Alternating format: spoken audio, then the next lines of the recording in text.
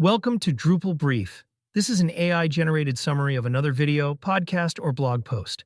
If you want to learn more about what's being discussed here, then please go check out the source.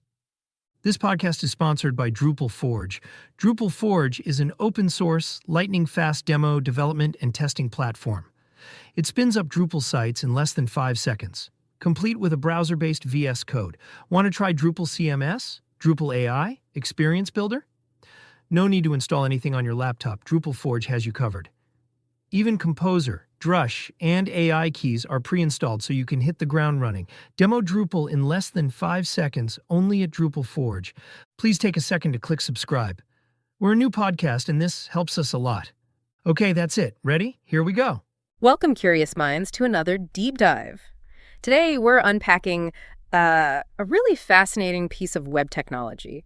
It aims to transform how you interact with websites, making them feel less like, traditional web pages and more like these seamless applications. Just imagine clicking a link and not getting that jarring full-page reload, but just a smooth, instant update. Only what needs to change. That's exactly right. For you, our listener, we've been digging into some interesting source material, specifically discussions around a Drupal module called Refreshless. And like you said, this isn't just about speed, though that's part of it. It's really about fundamentally changing that user experience online. Right. So our mission for this deep dive is to explore this Refreshless module. What is it? How does it work, under the hood? Why is it getting some renewed interest now? And maybe what its story tells us about where web design is heading could be some real aha moments here. Okay, let's start with the basics then. What's the core problem Refreshless is trying to tackle? What's the promise for a Drupal site? So Refreshless is designed to give Drupal sites that smooth, fast, very responsive experience.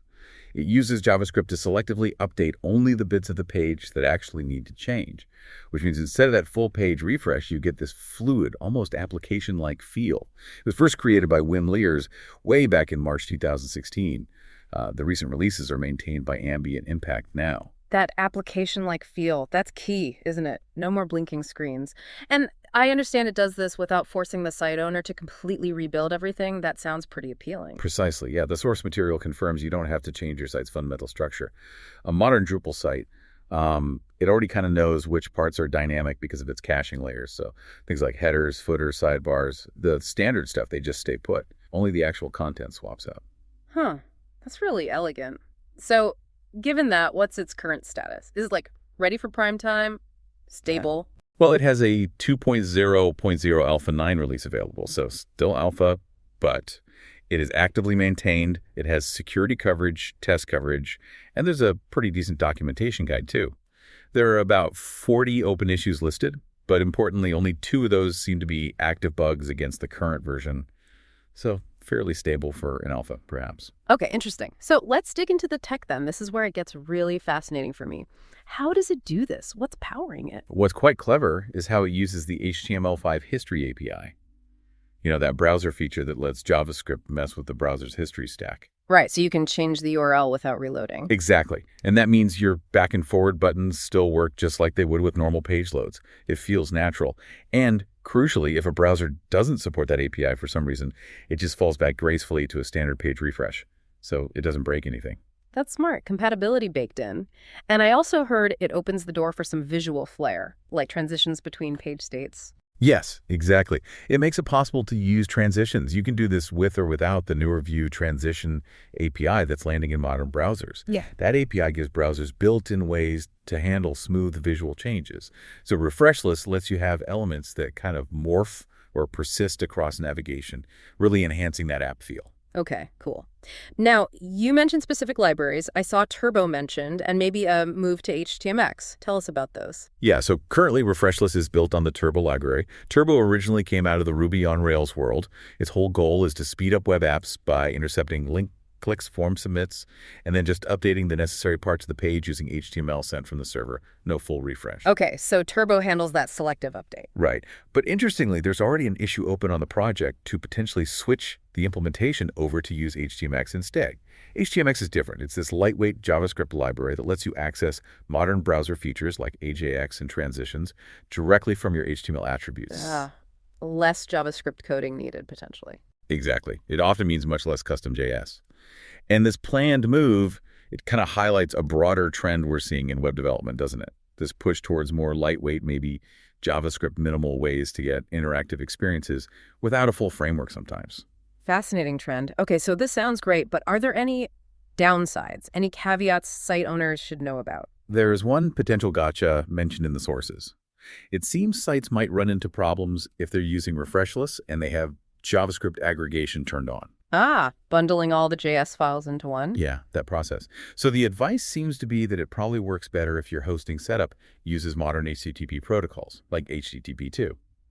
HTTP2 is much better at handling lots of small file requests efficiently, so you might not need that aggregation step anyway. Okay, good practical tip there. So if someone listening wants to actually see this in action, is there a way? Absolutely. The project page itself on Drupal.org links to a site called Omnipedia. Omnipedia is apparently running Refreshless in production, so you can just go there, click around, and really get a feel for how it works. See that smooth transition. Perfect. We'll try and remember to put a link in the description. Now, here's something that really made me pause when looking through the material. This project, it's been around since 2016, right? 9 years. But the source notes, only 2 websites currently report using it on Drupal.org stats. Yet apparently it had over 150 installs way back. That's quite a drop. What's going on there? Any ideas? Yeah, that is a really interesting point. It raises a big question. Why would something that seems pretty useful have such a significant drop? It could be a few things, really. Maybe it was one of those modules that was slow to get updated when Drupal 8 moved to Drupal Nutty, for example. And as sites upgraded, maybe people just moved on, found other solutions. Or maybe the landscape shifted. Exactly. It's also quite possible it got initial excitement before the whole headless CMS trend really exploded in the Drupal world. Ah, right. Separating the back end from the front end completely. Yeah. If you're going fully headless, building your front end with React or Vue or whatever, you might not need a module like Refreshless for your Drupal theme layer anymore. You'd handle that interactivity in your front-end framework. So it could be a victim of changing architectures. Could be. It's a fascinating little case study, isn't it? Shows how tech adoption isn't always linear. Sometimes a great idea for one context gets overtaken by bigger shifts. It really does. Okay, going back to those transitions for a second. Right. You mentioned Omnipedia has that kind of fade out, fade in effect. Can you customize that? Can a developer make it do a slide or something different? Good question. The source material mentions you can use different techniques for transitions. But when looking through the code examples, there wasn't an obvious, simple configuration setting like transition.slide or anything. So it seems more likely that you'd need to perhaps add specific CSS classes or attributes in your Drupal templates, or maybe write some custom CSS or JavaScript to hook into Refreshless's events to create those unique transitions. It's probably doable, but maybe not just a drop-down setting, something to investigate if you were implementing it. Got it. And always a critical question these days. Accessibility. Since it's not doing a standard page reload and it's adding dynamic updates in motion, are there any accessibility concerns developers should be aware of? That's a crucial point.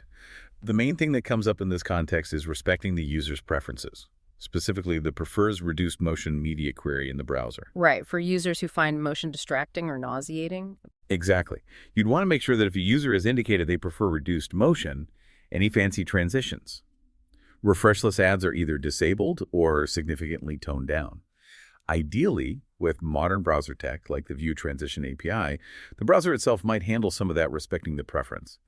But it's definitely something a developer implementing this should test and verify to ensure an inclusive experience. Absolutely vital. Okay, well, this has been a really insightful deep dive into Refreshless. It really shows how these maybe incremental seeming innovations can actually have a profound impact on user experience. That smooth, interactive feel, the tech behind it like Turbo, the potential move to HTMX.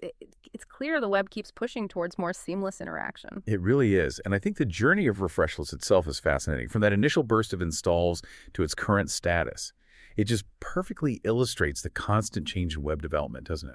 New paradigms emerge, like headless, and developers are always searching for that sweet spot between performance, usability, and, well, how easy it is to build and maintain. So for you, our listener, maybe here's a final thought to chew on. The story of Refreshless, its initial promise and its current niche, it really highlights this relentless drive for that app-like feel on the web. It makes you wonder, how much more important does that fluidity become for any website now? when attention spans are so short? And how do we, as creators or users of the web, keep balancing that desire for cutting-edge UX with the absolute necessity of broad accessibility and making sure things are actually maintainable long-term? Something to think about. That is a wrap on today's Drupal brief. Remember, this was an AI-generated summary, so be sure to check out the original source for the full story and all the details. Before you go, if what you heard today got you excited about trying something new in Drupal, remember that Drupal Forge has you covered. Whether you want to test that new module, demo a concept to your team, or just explore the latest Drupal features, you're literally 5 seconds away from a fully loaded development environment. No downloads, no setup, no hassle. Just pure Drupal innovation at your fingertips. If this episode was helpful, please hit that subscribe button and leave us a review. It really helps other Drupal developers discover the show. Thanks for listening, and we'll catch you on the next Drupal Brief.